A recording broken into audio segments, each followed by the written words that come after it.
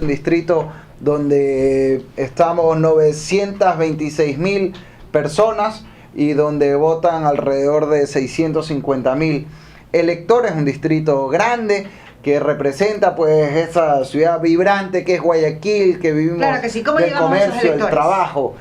Bueno, por un lado, a través de los medios de comunicación, estamos Claro. todos los días. Hablo de en cómo las usted radios. va a llegar a esos electores, cómo los convence para que voten con usted. Propuestas. Primero, con Guillermo Lasso planteamos 1 millón de empleos en los próximos 4 años. ¿Cómo? A través de varias medidas de gobierno y desde la Asamblea. Bajar impuestos, devolver alrededor de 3.000 millones de dólares al bolsillo de los ciudadanos. Porque bajando impuestos la gente tiene más plata en el bolsillo, las cosas bajan de precio y por tanto la gente compra más. Explíqueme cómo vamos a bajar los impuestos. Bueno, fácil. Con ¿Cómo una vamos a bajar reforma. los impuestos y cómo el Estado va a nutrirse, mejor dicho, cómo el Estado va a reponer ese dinero que no va a recibir de esos impuestos? ¿Cómo lo han previsto ustedes? A ver, por un lado bajar ciertos impuestos claves, por ejemplo, A ver. el anticipo del impuesto a la renta, que yo veo que hasta Lenín Moreno ahora dice que lo quiere quitar, aunque al día siguiente lo desautorizan, ahí Dijo que iba a entre revisar. ellos mismos no se entienden, en la 35. Anticipo del impuesto a la Me renta no interesa lo que puede dice ser, Creo y Suma, no la puede 35. ser que se le cobre un impuesto a la renta al comerciante cuando todavía no hay renta. El impuesto a las tierras agrícolas, el impuesto a la salida de divisas que termina siendo un impuesto a la entrada de divisas, impuesto a la plusvalía que lo quieren aumentar ahora mientras la construcción está paralizada en más del 50% de los obreros del país, según la Cámara de la Construcción, están sin trabajo. El presidente quiere subir impuestos a la plusvalía. Entonces necesitamos menos impuestos de la mano con una reforma integral del Estado, simplificando ministerios.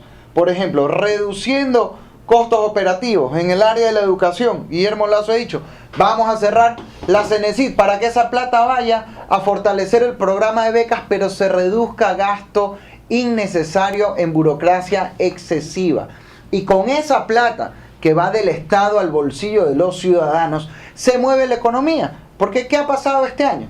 Han subido los impuestos, pero incluso la recaudación ha bajado. Porque claro, si yo vendo cero al IVA del 12%, y luego me lo ponen al IVA del 14%, 0 por 12 es 0, y 0 por 14 también es 0. Entonces lo que necesitamos hacer es reactivar la economía. Si una empresa paga menos impuestos y vende más, también puede contratar más gente. Entonces el objetivo es ese, crear 1 millón de empleos en los próximos 4 años. ¿Y por qué insistimos en esto? Porque hoy hay casi 5 millones de ecuatorianos que no tienen un empleo digno, que están o en el desempleo o en lo que se llama el empleo inadecuado, el cachueleo, el trabajo informal, sin estabilidad laboral, sin seguro social, sin garantía. Solo hay 3 millones de ecuatorianos afiliados al seguro social. Claro, entonces tenemos que trabajar para resolver ese problema que durante estos 10 años de correísmo, con sus virtudes y sus defectos, pero lo cierto es que no han podido resolver el hecho de que 6 de cada 10 ecuatorianos hoy no tienen un empleo fijo en el Ecuador, y eso es lo que nosotros proponemos solucionar con 1 millón de empleos en los próximos 4 años. Para que ustedes conozcan al candidato Héctor José Yepes Martínez, desde muy joven, porque es obligación de nosotros darles a conocer a ustedes como medio, para ver a quién vamos a elegir, ¿no? Por el Distrito 2, candidato por el Distrito 2 por la alianza Creo Suma. El abogado Héctor José Yepes, desde muy joven se destacó en el colegio ganando el concurso iberoamericano de ortografía. Es un abogado dedicado a litigios, arbitrajes y derecho constitucional, así que va a escribir bien las reformas. No le va a faltar tampoco ni la tilde, ¿no? Ni la coma. Por lo menos, eso no. Por lo menos, ahí está garantizado, por el currículum que veo. Así como asesorado también conflictos y transacciones internacionales en Estados Unidos, Inglaterra, España, Panamá, Venezuela y otras jurisdicciones. Miembro de la Academia Internacional de Derecho Constitucional, ha sido vicepresidente de la Comisión de Defensa Profesional del Consejo Supremo de la Federación Nacional de Abogados del Ecuador y es coordinador nacional de juventudes del Comité Ecuatoriano Permanente para los Derechos Humanos y es también vicepresidente del Club Rotario Río Guayas, abogado por la Universidad Espíritu Santo, becario también en el programa de Global Competitiveness Leadership en la Universidad de Georgetown y en el programa también de Democracia de Base y Activismo Ciudadano. Lo que decíamos, experimentado en todo esto y también en liderazgo político. 30 añitos, eso sí. 30 Pero años está de bien, edad. pero Así bien, es, así es. pero bien Ya recorridos uno. en trayectoria. Eso es lo que quería comentar y a la vez destacar.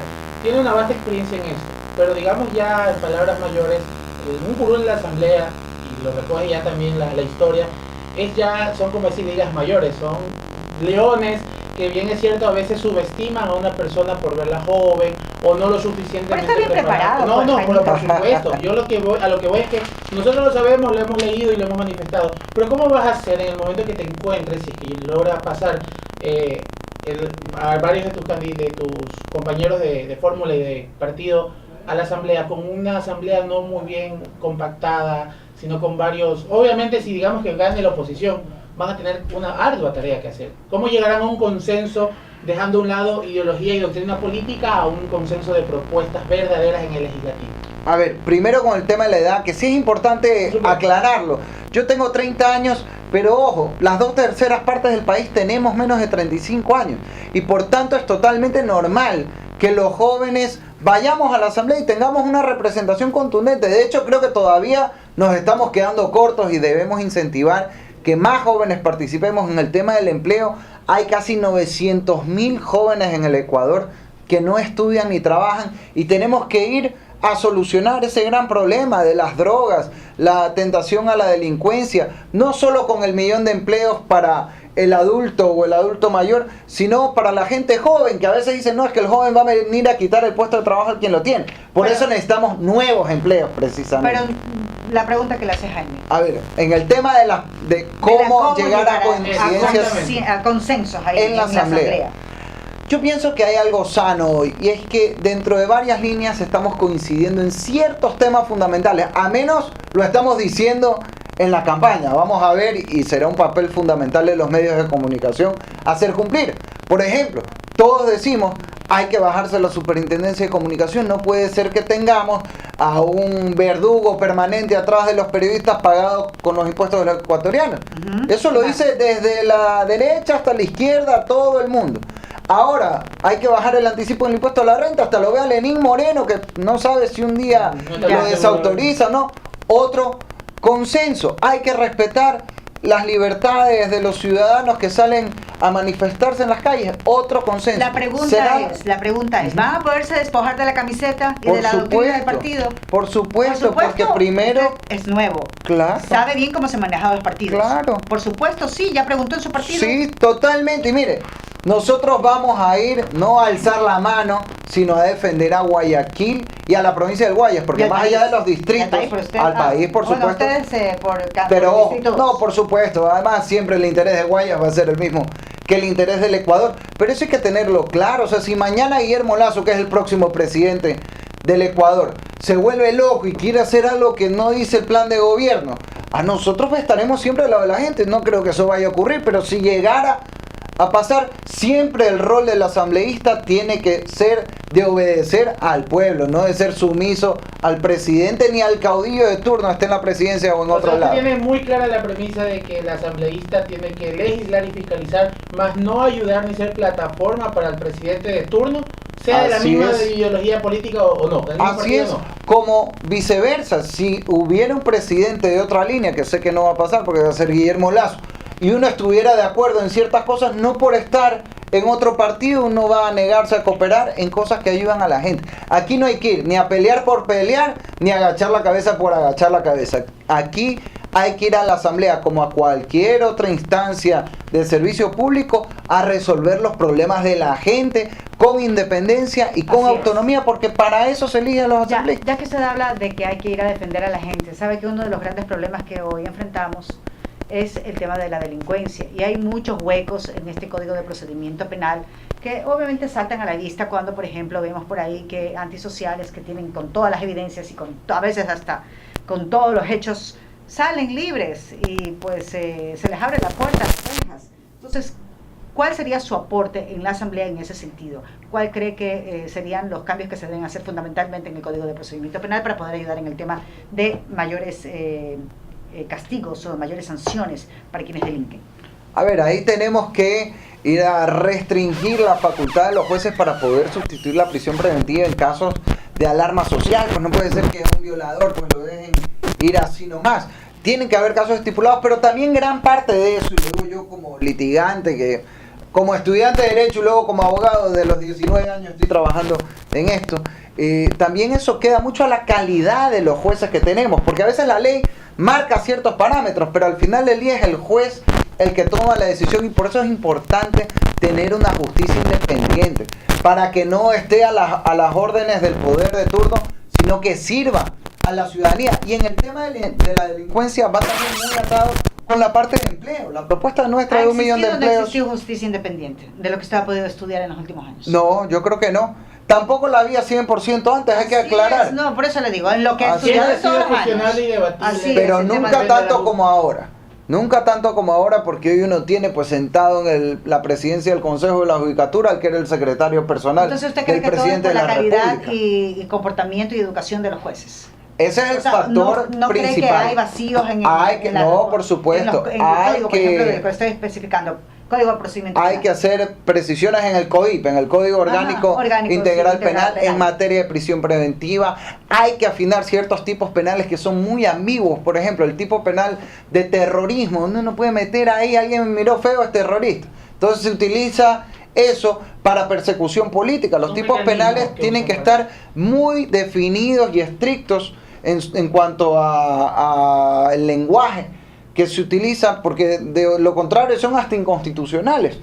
Todo eso hay que irlo a afinar, pero en lo práctico, en lo que más le interesa a quien nos escucha, gran parte de esto depende de la calidad de la justicia que tenemos. Y en cuanto a la delincuencia, también tiene mucho que ver con la situación laboral del país. No me diga que porque- usted es de los que cree que el que delinque es porque le faltan recursos. No, yo no creo solo eso.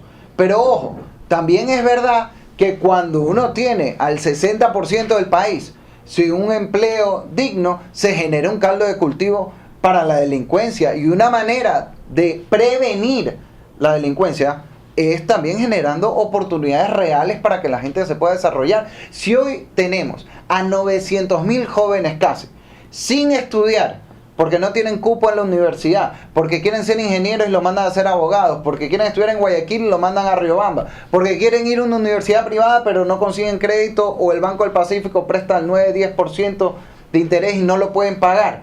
Y al mismo tiempo, jóvenes sin trabajo, 900.000, eso es un caldo de cultivo también mañana para la delincuencia, para la tentación de las drogas. Entonces tenemos que abordar esto de una manera integral. Por un lado, la sanción, la ley penal con jueces independientes, pero por otro lado, prevenir. ¿Cómo? Generando oportunidades de empleo para los ecuatorianos, y principalmente hablo como joven para la gente de mi generación. Eso lo dice en el marco ya de la justicia como tal, Corte Constitucional, Consejo de la Judicatura. ¿Qué opinión tiene al respecto sobre este cuarto poder, Consejo de Participación Ciudadana, que de cierta forma ha armado este andamiaje de hiperpresidencialismo desde el 2011, la metida de la mano de la justicia? Se puede lograr, porque si lo vemos desde el punto de vista, a ver, una cosa es el candidato, otra cosa es el ya electo presidente, asambleísta o a la dignidad a la que va. Pero llegando a ser un poco más también concretos, el que llegue va a llegar aún siendo muy bien acomodado, porque tiene todos los poderes a la mano. ¿Cómo lograr y saber que esto se va a realizar al momento de, sea Guillermo Lasso, sea quien sea, llegar al poder, y desde la asamblea, cómo van a ayudar a que volvamos a tener independencia, tanto de justicia como en la libertad de expresión?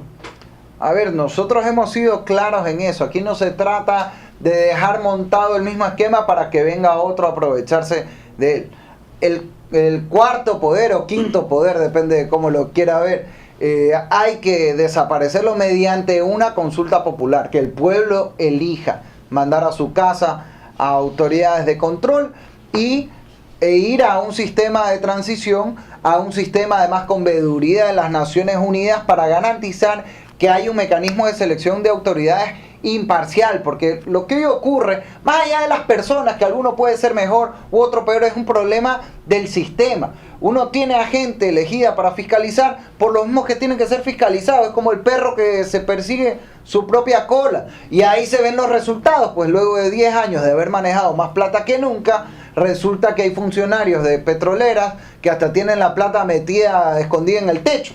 Y eso no puede ser. No, y Pues, los bancos muy también. grave. así Porque es. así dice el último reporte. Así es. Entonces, mientras la gente no tiene trabajo, mientras se suben impuestos, resulta que se hacen pillerías en el sector público, y sobre todo en el sector petrolero, en la empresa pública número 1 del país. Entonces, hay que ir, y eso es un compromiso de los asambleístas, hay que ir también a fiscalizar, sin revancha. No se trata de ir a perseguir, pero sí a que haya justicia, que no haya impunidad y que se garantice la devolución de la plata, que es lo más importante. Y para eso nosotros llamaremos una veeduría de la ONU, como ocurrió hace poco en Guatemala, que le costó la cabeza hasta el propio presidente de Guatemala, para garantizar un proceso imparcial. Donde aquí se vaya es a cuidar el bolsillo de la gente. Por ejemplo, cuando usted dice vamos a fiscalizar y sí fiscalizaremos y sí investigaremos, pero no perseguiremos, ¿qué significa? Bueno, que no vamos a ir a hacer una cacería de brujas que, porque él es de Alianza País, entonces lo voy a perseguir como perro hambriento. Bueno, ese es el pasado al que nadie quiere volver. Hay que fiscalizar al del bando contrario y al del propio, porque lo que hay que hacer es aplicar la ley y el principio siempre es cuidar el bolsillo del pueblo.